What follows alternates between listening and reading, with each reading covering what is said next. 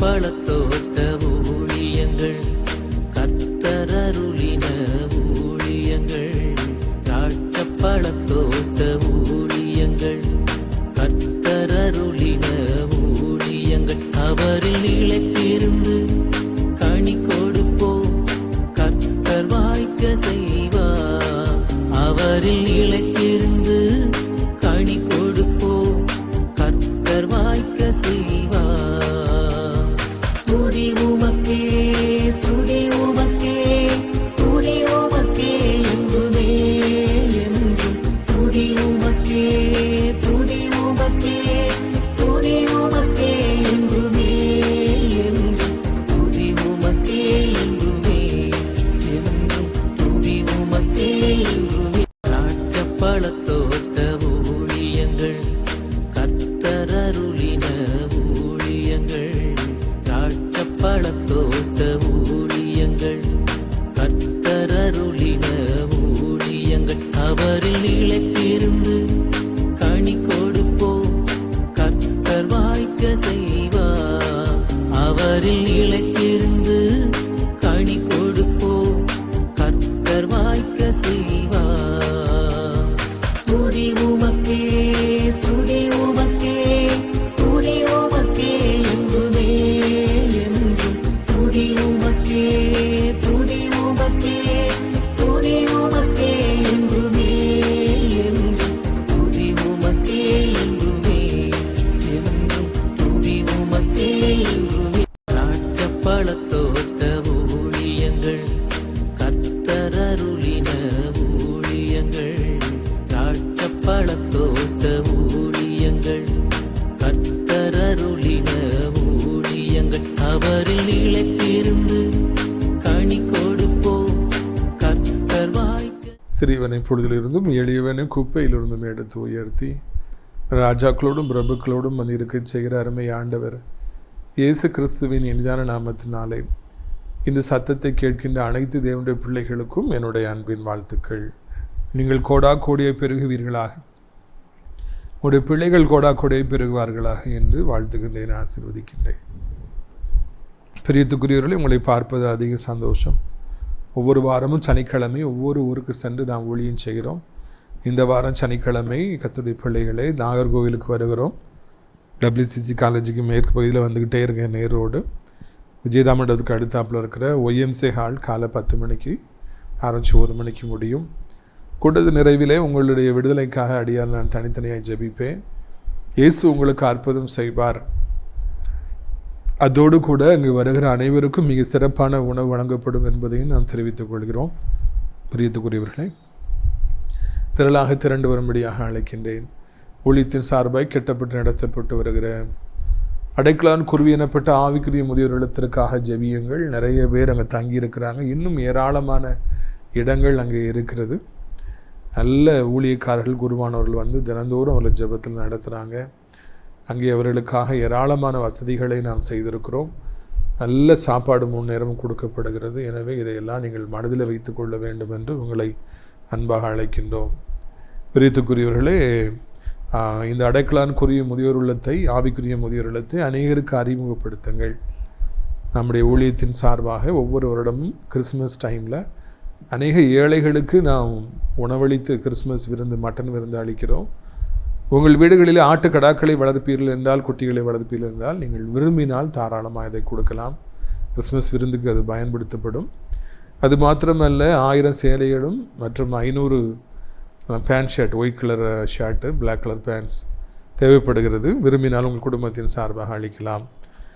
பிரியத்துக்குரியவர்களே, இந்த அருமையான நாளிலும் கூட நமது ஊழியத்தில் அநேக குடும்பத்தார், நல்ல குடும்பத்தார் இருக்காங்க. நம்முடைய பிள்ளைகளுக்கு திருமணமாகி மிகவும் துரதிர்ஷ்டவசமாக கொஞ்ச காலத்திலே பிரிஞ்சிட்டாங்க. இப்போ சட்டப்பூர்வமாக அவங்க பிரிஞ்சிருக்கிறாங்க. அவர்களுக்கு புதிய வாழ்க்கை நம்ம தேடுகிறோம். முதலாவதாக கன்னியாகுமரி மாவட்டத்தில் ஒரு குடும்பத்தார், தாய், மகள், பேத்தி, நல்ல ஜெபிக்கிற பிள்ளைகள். வீட்டுக்கு போகும்பொழுதெல்லாம் நல்ல உணவு கொடுப்பாங்க, நல்ல அன்பாக இருப்பாங்க. அப்படியே பேத்திக்கு இப்பொழுது 27 வயது ஆகிறது. BE முடிச்சிருக்காங்க, வேலை பார்க்குறாங்க. அதே போல் படித்து வேலை செய்கிற, ஜெபிக்கிற நல்ல மணமகன் தேவை. ரெண்டாவதாக அதே கன்னியாகுமரி மாவட்டத்தில் ஒரு நல்ல தம்பி, 37 வயது ஆகிறது. அவருடைய குடும்பமெல்லாம் நம்ம ஊழியத்தில் 15 வருஷமாக இருக்காங்க. அவர் அக்காவுடைய கம்பெனியில் மேனேஜராக வேலை பார்க்குறாரு. 40,000க்கு மேலே சம்பளம், நல்ல வசதியான வாழ்க்கை. அக்கா கம்பெனியில் 60 பேருக்கு மேலே வேலை பார்க்குறாங்க. நல்ல ஜெபிக்கிற குடும்பத்துக்கு ஏற்ற ஒரு மணமகள் தேவை. இறுதியாக திருச்சியில் இருக்கிறாங்க. சிட்டியில் நல்ல எண்ணெய் கடை வச்சு நல்ல வசதியாக இருக்கிறாங்க. அப்படி மூத்த மகனுக்கு 30 வயது ஆகிறது, நல்லா படிச்சிருக்காங்க. அப்பாவோடு கூட இருந்து எண்ணெய் கடையை பார்க்குறாங்க.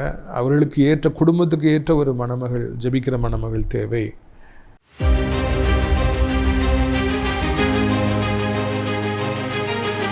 பிரியத்துக்குரியவர், சங்கீதம் 103:1 சொல்லுகிறது, என் ஆத்மாவே கர்த்தரை சோத்திரி, ஒருபொழுதும் அவர் செய்த உபகாரங்களை நீ மறவாதே.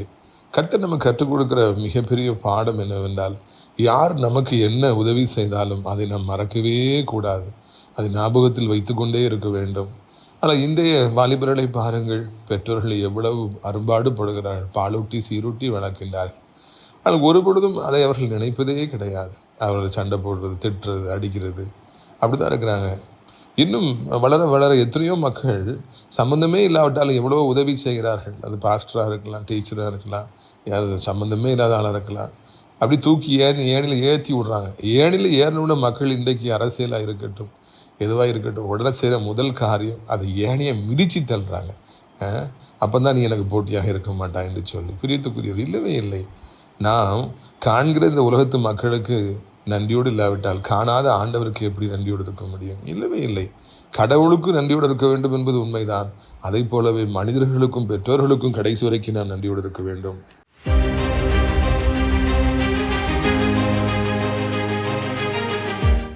பிரியத்துக்குரியவர்களே, இந்த நாளிலும் கூட அப்போஸ்தலர் 14ஆம் அதிகாரத்துக்கு நேராக பைபிளை திருப்பிக் கொள்ளுங்கள். அதில் 8ஆம் வசனத்திலிருந்து நான் வாசிக்க விரும்புகிறேன். லீஸ்திராவிலே ஒருவன் தன் தாயின் வயிற்றிலிருந்து பிறந்தது முதல் சப்பானியாயிருந்து ஒருபொழுதும் நடவாமல் கால்கள் வழங்காதவனாக உட்கார்ந்து பவுல் பேசுகிறதை கேட்டுக்கொண்டிருந்தான். லீஸ்திரா என்னப்பட்ட இடத்துல போய் பவுல் அப்போஸ்தலனும் பர்னபாவும் ஊழியம் செய்கிறாங்க. அப்பொழுது அந்த கூட்டம், திரளான கூட்டம் அங்கே இருக்கிறது. அந்த கூட்டத்தில் தாயின் வயிற்றில் உற்பவித்து பிறந்த நாளிலிருந்து, வெளியே வந்த நாளிலிருந்து சப்பானியாக நடக்க முடியாதவனாக, கால்கள் சுற்றிலும் சற்றேனும் வேலை செய்யாத ஒரு மனிதன் அங்கே உட்கார்ந்து அந்த சத்தியத்தை கேட்டுக்கொண்டிருந்தான் என்று இந்த இடத்துல நாம் வாசிக்கிறோம். லீஸ்திரானோடனே அந்த மனுஷன்தான் நமக்கு ஞாபகத்துக்கு வருகிறார். நிறைய பேர்கள் இதே மாதிரி கால்களில் பிரச்சனையோடு பிறக்கிறாங்க.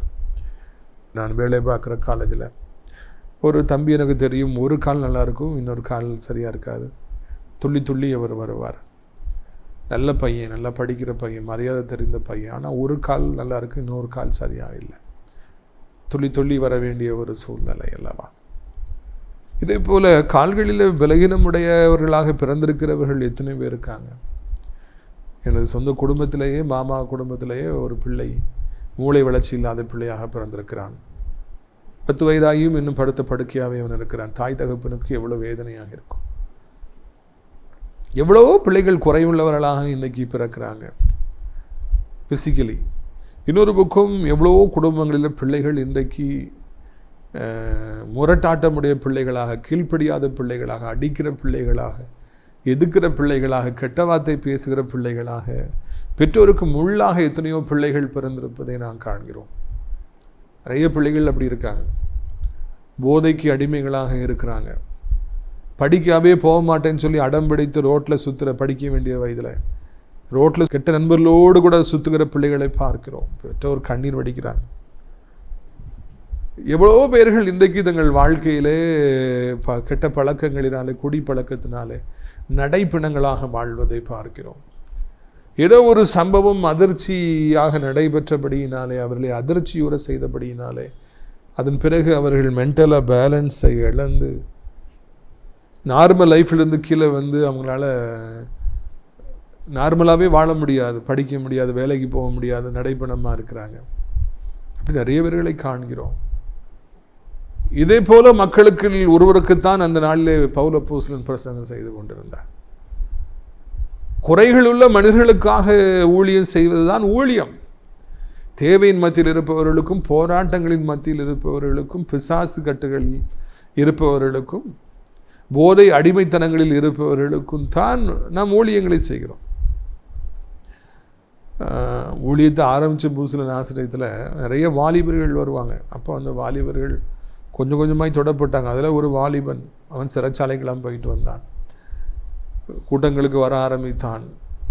அதன் பிறகு பாருங்கள், அவன் ஏறக்குறைய 90 நாட்களாக அந்த குடியை அப்படியே விட்டு விட்டான். ஆச்சரியமாக சொல்லுவான், நான் குடிக்காமல் இருந்ததே கிடையாது, டெய்லி நான் குடிப்பேன், குடிக்காமல் நான் இருக்கவே முடியாது, போதையால் இருக்கவே முடியாது. ஆனால் இப்போ நான் 90 நாட்களாக குடிக்காமல் இருக்கிறேன்னு அந்த வாலிபன் அடிக்கடி சொல்லுவான். இன்னொரு வாலிபன் சொல்லுவான், நான் டிவி பார்த்துட்ருப்பேன், அங்கே யாராவது சிகரெட் குடித்தாங்க அப்படின்னா உடனே எனக்கு டெம்ட் ஆகி நான் உடனே அங்கே சிகரெட் குடிக்க ஆரம்பித்து விடுவேன். அந்தளவுக்கு நான் புகைப்பிடிக்கிற ஒரு வாலிபனாக இருந்தேன். இப்பொழுது கர்த்தராலே தொடப்பட்டேன், நான் புகைப்பிடிப்பதை விட்டு விட்டேன் என்று சொன்ன சாட்சிகள் எல்லாம் உண்டு. இதே போல் எத்தனையோ பேர்கள் நான் சொல்ல முடியும். நமது ஊழியத்தில் இருக்கிற பெருமதிப்பிற்குரிய கோயம்புத்தூர் அன்னூர் ஜோசப்பண்ணன் அவர்களை நினைக்கின்றேன். அவர்கள் ஒரு நாளைக்கு எத்தனையோ பாக்கெட்டுகள் சிகரெட்டுகளை குடித்து கொண்டிருந்தார்கள். ஒரு நாளைக்கு 6000 ரூபாய்க்கு மேலே மதுபான பாட்டிலை வாங்கி குடிச்சிட்டு இருந்தாங்க. துன்மார்க்கமான வாழ்க்கையை வாழ்ந்தாங்க. பொய் சொல்லி ஏராளமாய் சம்பாதித்தார்கள். மகளுக்கு ஒரு ஆபத்து வந்த பொழுது நம்மை தொலைபேசியில் அழைத்து தொலைபேசியில் ஜெபித்த பொழுதே அந்த பிசாசு விலகினபடியினாலே இயேசுக்கு தங்கள் வாழ்க்கையை அர்ப்பணித்தார்கள். அத்தனை சிகரெட் பாக்கெட்டுகளையும் தூக்கி கீழே போட்டார்கள், மதுபானத்தை விட்டார்கள். இன்றைக்கு வரைக்கும் 15 வருடமாக அந்த பழக்கத்தின் பக்கமாக போகவில்லை. குமாரன் உங்களை விடுதலையாக்கினால் மெய்யாகவே நீங்கள் விடுதலை ஆவீர்கள். இத்தனை காலமாக சிகரெட் குடித்தாங்க, தண்ணி அடித்தாங்க, ஜோசப் பண்ணை கெட்ட வார்த்தைகளை பேசினாங்க, ஏமாற்றி சம்பாதிச்சாங்க. இப்போ எந்த ஒரு தில்லுமுள்ளும் கிடையாது. புது படைப்பாக மாற்றப்பட்டார்கள். இதைத்தான் இந்த நாளிலே ஆண்டவர் நம்மோடு கூட பேசுகிறவராக இருக்கின்றார். இதை போல ஒரு மனிதன் ஆர்வமாக பவுல் அப்போஸ்தலன் பேசுவதை கேட்டுக்கொண்டிருந்தானா. ஏற்கனவே உடம்பு அவ்வளோ வீக்காக இருக்குது, கால் அவ்வளோ வீக்காக இருக்குது, சமுதாயத்தில் மதிப்பு இல்லை, நானே சோர்வாக இருக்குது, நான் என்ன இந்த ஆள் பேசுகிறது கவனிக்கிறது. சோர்வுகள் மனிதர்களை கவனிக்க விடாது செய்யும், உழைக்க விடாது செய்யும், நல்ல கனி கொடுக்க மரமாக இருக்காதபடி செய்யும், வேதனைகளை ஏற்படுத்தும். ஆனால் இந்த லீஸ்திராவுடைய வாலிபன் எவ்வளவு பிரச்சனைகள் இருந்தாலும் பவுல் அப்போஸ்தலன் என்ன பிரசங்கம் பண்ணுகிறார் என்பதை உன்னித்து கவனித்து கொண்டிருந்தாரா. நமக்கு எவ்வளோ பிரச்சனைகளாலும் இருக்கட்டுங்க, நாம் எப்பொழுதும் தங்கமாக இருப்போம், கவனிக்கின்ற மாணவராக இருப்போம், படிக்கின்ற மாணவராக இருப்போம், நல்ல சூட்டிப்பாக நம்ம வாழ்க்கையில் இருப்போம். ஒரு வேலையை கொடுத்தா திறம்பட செய்கிறவனாக நம்ம இருப்போம். இப்படி வாழ்க்கையில் ஊழியத்தை கொடுத்தா அழகாக செய்கிறவங்களாக இருப்போம். அங்கே உட்காந்துட்டு பிரச்சனை இருக்குன்னு சொல்லி நம்ம சிந்திச்சுக்கிட்டே இருப்போம்னா, கவலை இருக்குது, நாளைக்கு என்ன செய்ய போகிறோன்னு யோசிச்சுட்டே இருப்போம்னா நம்ம ஒன்றுமே செய்ய முடியாது. பிரச்சனைகள் இருக்கத்தான் செய்யும், கஷ்டங்கள் இருக்கத்தான் செய்யும். நாம் அதன் மத்தியில் எப்பொழுதும் நாம் வாழ்வதற்காக அழைக்கப்படுகிறோம். நாம் இந்த வாலிபனை போல் நன்கு நம்முடைய கடமைகளை ஒழுங்காக திருந்து செய்வதற்காக நாம் அழைக்கப்படுகிறோம். நம்மகிட்ட கொடுக்கப்படுற பொறுப்பு எதுவாக இருந்தாலும் அதை முழுபலத்தோடு நாம் செய்ய வேண்டும். இங்கு கவனிக்க வேண்டும் என்பதற்காக அவன் முழுபலத்தோடு கவனித்தான் என்று நாம் காண்கிறோம். பிரித்துக்குரியவர்களே, இதைத்தான் இந்த நாளிலே நாம் பார்க்கிறோம். 9 பாருங்கள். பவுல் பேசுகிறதை கேட்டுக்கொண்டிருந்தான். அவனை பவுல் உற்று பார்த்து ரட்சிப்புக்கு ஏற்ற விசுவாசம் அவனுக்கு உண்டென்று கண்டு, அதை பார்த்து அப்படியே கண்ணு சுழந்துகிட்டே இருக்குது. பவுல் அப்போஸ்தலனுடைய கண்ணு எல்லாரையும் பார்த்துக்கிட்டே பிரசங்கம் பண்ணுறார். ஒரு ரீசெண்டாக நம்ம காலேஜில் ஸ்டூடெண்ட்ஸுக்கெலாம் இங்கிலீஷ் ஆரேட்டரி கிளப் நடத்தி அவங்கள தமிழ் மீடியத்தில் படித்த மாணவர்களை உற்சாகப்படுத்தி இங்கிலீஷில் டாபிக் கொடுத்து ஸ்கிரிப்ட் எழுதி கொடுத்து நீங்கள் இங்கிலீஷில் பேசுங்கன்னு சொல்லி அவங்களுக்கு ஒரு ஃபங்க்ஷன் மாதிரி வச்சோம். எனது தாய்மாமா அருணாச்சலம் அதில் அவர் மெட்ராஸ் கிறிஸ்டின் காலேஜில் அங்கிள் படிச்சிருந்ததுனால அவங்க ஒரு டாக்லாம் கொடுத்து அவங்களை இன்ஸ்பயர் பண்ணி கிஃப்ட்லாம் கொடுத்தாங்க. அப்போ நிறைய மாணவர்கள் முதலாக பேசும்போது அவங்க மேலேயே பார்த்துட்டு பேசுவாங்க. ஸ்டூடெண்ட்ஸை பார்க்க, ஃப்ரெண்ட்ஸை பார்க்க அவங்களுக்கு பயமாக இருக்கும், அதனால் மேலே பார்த்துட்டே பேசுவாங்க. பவுல் அப்போஸ்தலன் அப்படி பேசலை, எல்லாரையும் அவர் கவனிச்சிக்கிட்டே இருக்கார். ஒரு பக்கம் பிரசங்கம் பண்ணுறார், இன்னொரு பக்கம் அவருடைய கண்ணு சுழண்டுக்கிட்டே இருக்குது. அப்போ தான் அந்த வாலிபன் உன்னித்து கவனிப்பதை பார்க்கிறார். ரட்சிப்புக்கு ஏற்ற விசுவாசம், அற்புதம் நடப்பதற்கு தேவையான விசுவாசம் அவர்கிட்ட இருக்குங்கிறத அவர் கண்டுபிடித்தாரா? ஆண்டவர் வெளிப்படுத்தவில்லை, அவரே கண்டுபிடிக்கின்றார். இதைத்தான் நம்முடைய வாழ்க்கையில் நாம் இரண்டாவதாக காண்கிறோம். நம்ம ஒரு வேலை செஞ்சிட்டு இருக்கும்போது அந்த வேலையிலே நம்ம இருக்கிறோம். ஆனால் அடுத்த சமயத்தில் மூளை சுழண்டு வருகிறது, நம்முடைய கண்கள் சுழண்டு வருது. யாரிடத்தில் ரட்சிப்புக்கு ஏற்ற விசுவாசம் இருக்கிறது, யார் ரட்சிப்புக்கு ஏற்ற விசுவாசம் இல்லை, யார் சரிப்படுவாங்க, யார் சரிப்பட மாட்டாங்க? ஊழியத்துக்கு, வாழ்க்கைக்கு, பிஸ்னஸுக்கு, வேலைக்கு இவன் சரிப்படுவான், இவன் சரிப்பட மாட்டாங்கிறத நம்ம அப்படி உன்னித்து கவனித்தோம் என்றால், கண்ணு சுழண்டு வரும் என்றால் நாம் கவனித்து விடலாம். தமிழில் ஒரு பழமொழி உண்டு பார்த்தீங்களா, முயலை பிடிக்கிற நாயை முகத்தை பார்த்தாலே தெரியும் அப்படின்னு சொல்லுவாங்க. அது ஓடுமா ஓடாதாங்கிறது ஒரு நிமிஷம் பார்த்தாலே கண்டுபிடிச்சிடலாம். சூட்டி பாருங்க, சொங்கி மாதிரி படுத்து கிடக்கும் அந்த நாய். முயல் வந்தாலும் பிடிக்காது, எது வந்தாலும் பிடிக்காது, படத்தே கிடக்கும். இன்னொரு சில நாய்கள் அப்படி சூட்டிப்பாக நிற்கிது, பார்த்தோடனே இது பிடிச்சிடும்னு கண்டுபிடிச்சிடலாம். அதை போலத்தான் வாழ்க்கை பாதையில் கூட கண்ணு சுழண்டு வரும்பொழுது இவனை கூட நட்பாக இருக்கலாம், இவனை ஊழியத்திற்காக நாம் அழைக்கலாம், இவனுக்கு வாழ்க்கையில் வேலை கொடுக்கலாம், இவனுக்கு பொறுப்பை கொடுக்கலாம், இது கொடுத்தா விளங்காது என்று நாம் நம்முடைய வாழ்க்கையிலே கண்டுபிடிப்பதற்கான ஞானத்தை கர்த்தர் நமக்கு தருவாராக. அப்படி தந்தால் நிச்சயமாக வாழ்க்கை ஆசீர்வாதமாக இருக்கும் என்பதில் சந்தேகமே இல்லை. ஆண்டவர் உங்களுக்கு அப்படிப்பட்ட ஞானத்தை கொடுக்கவில்லை என்றால், ஆண்டவர் எனக்கு ஞானத்தை தார், பார்த்த உடனே நான் கண்டுபிடிக்கிற அளவுக்கு எனக்கு ஞானத்தை தாரும் என்று கேளுங்க. நானும் இருக்குன்னா ஆண்டவரை சோத்தரிங்க, துதிங்க.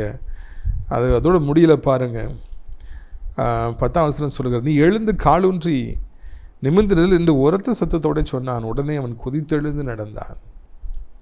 நீ எழுந்து காலூன்றி நிமிர்ந்து நெல். படுத்தே கிடக்கிறாருன்னா தரையில் விழுந்து கிடக்கார், கால் விளங்காது இல்லையா?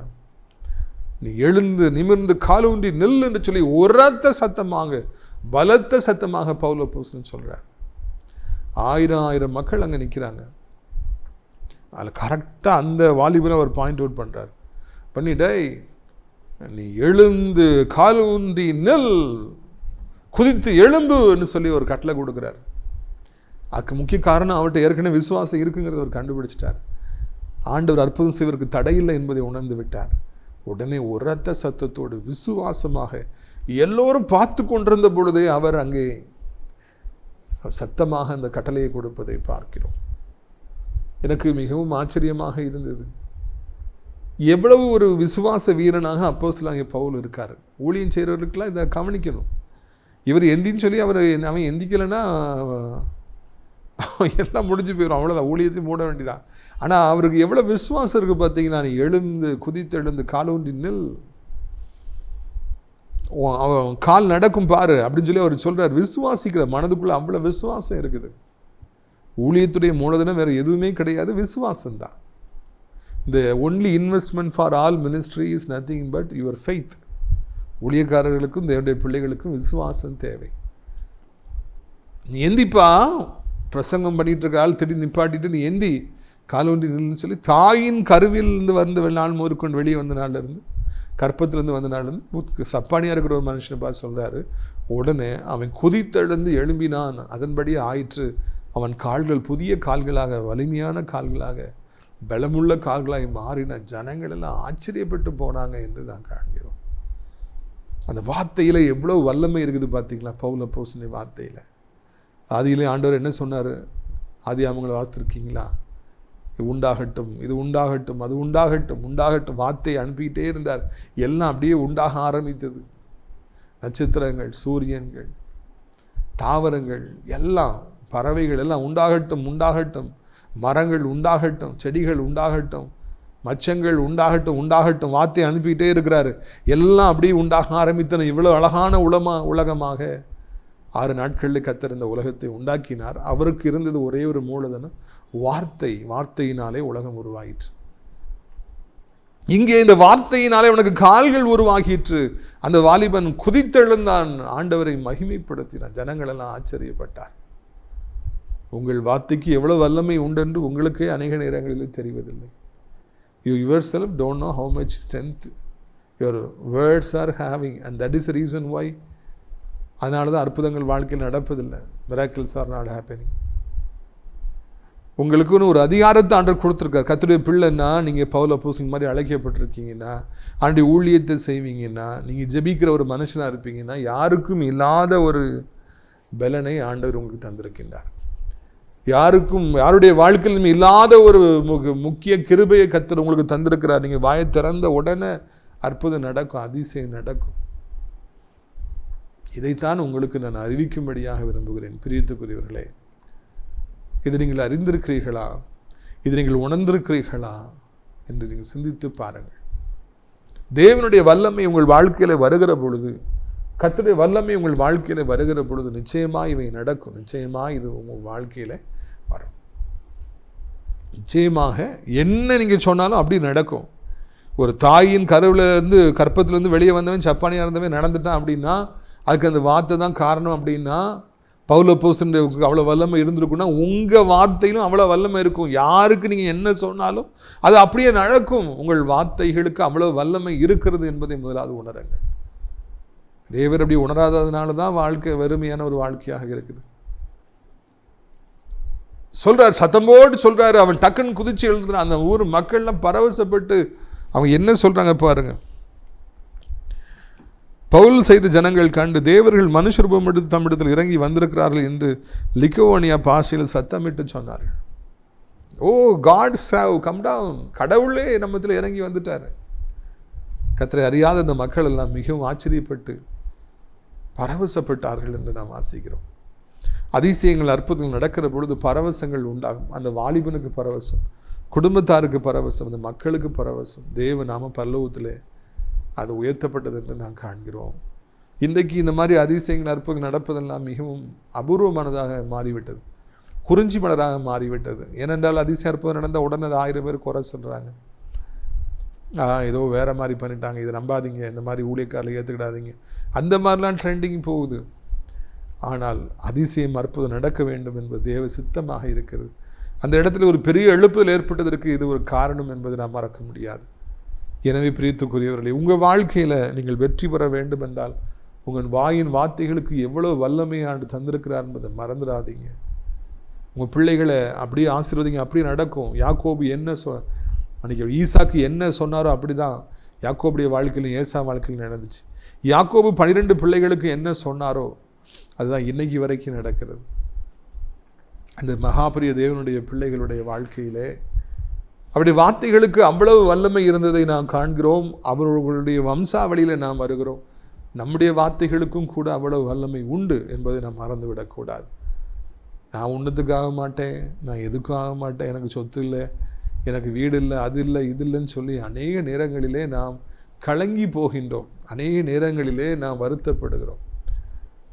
தாழ்வு மனப்பான்மை உடையவர்களாக நாம் வாழ்கிறோம். நமக்கு எதிலுமே ஆர்வம் இல்லாமல் போய்விடுகிற, ஜெபிப்பதற்கே விருப்பம் இல்லாமல் போயிடுது. ஆனால் நமக்கு தெரியல நமக்குள்ளே இருக்கிற ஆண்டவர் எவ்வளவு பெரியவர், அவர் நமக்கு எவ்வளவு அதிகாரத்தை தந்திருக்கின்றார், நம்முடைய வாயின் வார்த்தைகளுக்கு எவ்வளவு வல்லமை இருக்கிறது என்பது நமக்கு தெரிவதில்லை. நம்முடைய கண்கள் திறக்கப்பட வேண்டும். இந்த சத்தத்தை கேட்குற ஒவ்வொருடைய கண்களும் திறக்கப்பட வேண்டும் என்று நான் வாஞ்சிக்கிறேன். பிள்ளைகளை நீங்கள் நல்லா இருப்பீங்கன்னு சொல்லிக்கிட்டே இருங்க. தன்னால் அவங்க நல்ல பிள்ளைகள் ஆயிடுவாங்க. பெரிய இடத்துக்கு வருவாம்மா, நீ பெரிய வேலைக்கு போவாம்மா சொல்லிக்கிட்டே இருங்க, அதன்படியே நடக்கும். குழந்தை இல்லாத பிள்ளைகளை வைத்திருக்கிறீர்கள், பேர பிள்ளையை பார்க்கலையா, சீக்கிரம் வந்துடுவாங்க, சீக்கிரம் எனக்கு பேர பிள்ளைகள் வந்துடும், சீக்கிரம் இந்த குடும்பத்தில் பேர பிள்ளைகள் விளையாடுன்னு சொல்லி பாருங்கள், அதன்படியே நடக்கும். மருமக்கள் வந்துடுவாங்கன்னு சொல்லுங்கள், கல்யாணம் நடக்கும்னு சொல்லுங்கள், நடக்கும். இந்த வியாதி சீக்கிரமாக போயிடும், உன்னை விட்டு போயிடும், நீ நல்லா இருப்ப, நீ ஸ்ட்ராங்காக இருப்பேன்னு சொல்லி பாருங்கள், அப்படியே நடக்கும். இதுபோல் பெரிய கிருபைகளை கர்த்தர் உங்களுக்கு தருவாராக என்று நான் வாழ்த்துகிறேன். உங்களுடைய ஆசீர்வாதங்களுக்காக நான் ஜெபிக்கும்படியாக விரும்புகிறேன். கண்களை மூடுவீர்களா? அப்பா பிதாவே, வானத்துக்கும் பூமிக்கும் ஆண்டவரே, இந்த அருமையான நாளுக்காக நன்றி செலுத்துகிறோம், ஸ்தோத்திரம் செலுத்துகிறோம். இது நல்ல நாளிலும் கூட இந்த சத்தத்தை கேட்குற பிள்ளைகள் ஒவ்வொருவருக்கும் ஆண்டவரே, நாங்கள் ஒவ்வொருவருக்கும் கர்த்தாவே நாங்கள் நன்றி பலிகளை செலுத்துகிறோம், ஸ்தோத்திர பலிகளை செலுத்துகிறோம். ராஜா கர்த்தாவே, இந்த நாளிலும் கூட என்ன நிலைமையில் பிள்ளைகள் இருந்தாலும் அவர்களுக்கு ஒரு அற்புதத்தை செய்யும், ஒரு அதிசயத்தை செய்யும். அவருடைய வாழ்க்கையில் காணப்படுகிற எல்லா துக்கமும் துயரமும் மாறட்டும். அப்பா, தாயின் கருவிலிருந்து வெளியே வந்த அந்த சப்பானி நடக்க செய்ய முடியும் என்றால் ஆண்டவரை தோத்திரம் ஐயா, இந்த நாளில் உங்களுடைய பிள்ளைகளுடைய வாழ்க்கையில் ஏன் ஒரு அற்புதத்தை செய்ய முடியாது, ஏன் ஒரு அதிசயத்தை செய்ய முடியாதப்பா? அதிசயங்களை செய்வதில் உமக்கு இணையானவர் யார்? தண்ணீரை திராட்சரசமாய் மாற்றியவரே, செங்கடலை 2ஆய் பிளந்தவரே, மரித்து 4 நாட்களாய் புழுக்களாய் சடலமாய் கிடந்தவனை உயிரோடு எழுப்பியவரே, கூனியை நிமிர்த்தியவரே, 12 வருட பெரும்பாடை ஒரு நிமிஷத்தில் நிறுத்தியவரே, உங்களிடத்தில் எல்லா வல்லமைகளும் உண்டு, அதை பெற்றுக்கொள்வது எப்படி என்று தெரியாதவர்களாக இருக்கிறோம். எங்களுக்கு தேவன் தந்திருக்கிற வல்லமை எவ்வளவு பெரிதானது என்பதை அறியாதவர்களாக இருக்கிறோம். எங்களுடைய அறியாமையினால் நாங்கள் சங்காரம் பண்ணப்படுகிறோம் ஐயா. எப்படியாவது கர்த்தர் மனம் இறங்குங்க. எப்படியாவது இந்த சத்தத்தை கேட்குற பிள்ளைகள் ஒவ்வொருவருக்கும் கர்த்தாவே நீங்கள் உதவி செய்யுங்க. இயேசுவின் ரத்தம் செய்யும். வியாதிப்பட்ட பிள்ளைகளை கண்ணோக்கி பார்த்துடணும்ப்பா. அந்த காயங்களை கண்ணோக்கி பார்த்துடலாம். ஆறாத புண்கள் பல வருஷமாக இருக்குதே, வேதனையை தாங்க முடியலையே, காலை எடுக்கணும்னு சொல்கிறாங்களே, விரலை எடுக்கணும்னு சொல்கிறாங்களேன்னு சொல்லி தவிக்கிறவங்க எத்தனை பேர் இருக்காங்க. மனம் இறங்கி அவர்களுக்கு அற்புதத்தை அதிசயத்தை செய்து விடுவிக்க வேண்டும் என்று கெஞ்சுகிறோம். ஆண்டவரை கட்டிகளை கண்டு பயந்து கொண்டிருக்கிற எத்தனையோ பேர்கள் உண்டு. மூளைக்குள்ளாக கட்டி இருக்கிறது, நெஞ்சுக்குள்ளே கட்டி இருக்குது, லங்ஸ்குள்ளே கட்டி இருக்குது. யாரப்பா அவர்களுக்கு விடுதலை கொடுக்க முடியும்? பரம மருத்துவனை நீர் மாத்திரமே அவர்களுக்கு விடுதலை தந்து, எந்த ஆப்ரேஷனும் இன்றி, மருந்துமின்றி, மாத்திரையும் இன்றி ஆண்டவரை அந்த மருந்து தகப்பறி கட்டிகள் மறையும்படியாய் செய்யுங்கப்பா. ஆண்டவரை தைராய்டு கட்டிகள், ஃபைப்ராய்டு கட்டிகள், கேன்சர் கட்டிகள் எல்லாம் மறையட்டும். டயாலிசிஸ் பண்ணுற பிள்ளைகளுக்கு அது இல்லாமலேயே சுகம் கிடைக்க உதவி செய்யும். கீமோதெரப்பி, கேன்சர் போன ட்ரீட்மெண்ட்டில் இருக்கிற பிள்ளைகளுக்கு எப்படியாவது அற்புத சுகத்தை தார, ஆயுசு நாட்கள் பெருகட்டும். இழந்து போன மகிமையை தாரும். போதை பழக்கங்கள், ஆண்டவரை கஞ்சா பழக்கங்கள், கெட்ட வார்த்தைகள், கெட்ட நண்பர்கள், மொபைல் அடிமைத்தனங்கள், பைக் அடிமைத்தனங்கள், பெற்றோர் எதிர்த்து பேசுகிறது, ஆசிரியர் எதிர்த்து பேசுகிறது, முரட்டாட்டமுள்ள வாலிபர்களை சந்தியும் ஐயா. ரீல்ஸ் முகத்தில் இருக்கிற வாலிபர்களை சந்திங்கப்பா. ஆண்டவரே தோத்திரமை ஒரு பெரிய எழுப்புதல் ஏற்படட்டும். பண நெருக்கடியில் இருக்கிற பிள்ளைகளுக்கு, வருமானம் இல்லாமல் இருக்கிற பிள்ளைகளுக்கு, வேலை இல்லாமல் இருப்பவர்களுக்கு, ஆண்டவரே எனக்கு ஏதாவது செய்ய மாட்டீரா, என் தேவை சந்திக்க மாட்டீரா, தவிக்கிற பிள்ளைகளுக்கு ஏதாவது செய்யுங்க. வேலை இல்லாமல் யாராலே வாழ முடியும்? ஒவ்வொருவருக்கும் ஒரு அற்புதத்தை செய்து கர்த்தாவே நீர் சந்தோஷப்படுத்த வேண்டும் என்று கெஞ்சுகிறோம் ஐயா. இயேசுவின் ரத்தம் செய்யும், இயேசுவின் ரத்தம் செய்யும். அற்புதம் நடக்கட்டும், அதிசயம் நடக்கட்டும் அப்பா. கர்த்தாவே இந்த அருமையான நாளிலும் கூட வயதானவர் கீழே விழுந்து விடாதபடி 2 கைகளால் ஏந்தி கொள்ளுங்கப்பா. வயதான காலத்தில் வியாதியே தாங்க முடியாது, மெலன்குன்றக்கூடாது, கால் தள்ளாடக்கூடாதப்பா. என் தகப்பன் நீண்ட காலமாய் திருமணமாகலையே, குழந்தை இல்லையே என்று தவிக்கிறவர்களுக்கு இந்த நாளிலே ஒரு அற்புதத்தை செய்து சந்தோஷப்படுத்துங்கப்பா. ஆண்டவரே சொந்தமாய் வீட்டை தாருங்க, சொந்தமாய் எல்லா வசதிகளையும் தாருங்க. உலகம் இருக்கிற அத்தனை நாடுகளையும், இந்த தாய் திருநாட்டை அனைத்து மக்களையும் ஆசீர்வதிங்க. அனைத்து தேவனுடைய பிள்ளைகளையும், ஊழியக்காரர்களையும் ஆசீர்வதிங்க. ஆசிரியர் திராட்சைப்பழ தோட்ட ஊழியர்களை நேசிக்கிற, நாள்தோறும் நம் நிகழ்ச்சிகளுக்காய் ஜெபிக்கிற, அறிமுகப்படுத்துகிற ஒவ்வொரு நல்ல உள்ளத்தையும் ஆசீர்வதிங்க. அடைக்கலான் குருவி முதியோர்லத்தை காணிக்கையில தாங்கிற அநேக நல்ல பிள்ளைகள் உண்டு, இவர்களை ஆசீர்வதிங்க. அங்கே தங்குவதற்கு அநேக இடங்கள் உண்டு, அநேகரை அழைத்து கொண்டு வாருங்க. இது சத்தத்தை கேட்குற பிள்ளைகள் ஒவ்வொருவருக்கும் ஒரு அற்புதத்தை செய்து சந்தோஷப்படுத்துங்க. இயேசுவின் மூலம் ஜெபிக்கிறோம் பிதாவே, ஆமென். என் ஆத்மாவை கர்த்தரை சோத்திரி, என் முழு உள்ளமையுடைய பரிசுத்த நாமத்தை சோத்திரி. என் ஆத்மாவை கர்த்தரை சோத்திரி, அவர் செய்த சகல உபகாரங்களை ஒருபொழுதும் மறவாதே, ஆமென். கர்த்தராகிய இயேசு கிறிஸ்துவின் கிருபையும், பிதாவாகி தேவனுடைய அன்பும், பரிசுத்தாடி அன்யோன்யமில்லாத பிரசன்னமும் உங்கள் அனைவருடன் ஜெகிஸ்தா காலங்களில் நிலைத்திருப்பதா. அல்லேலூயா, அல்லேலூயா. God bless you.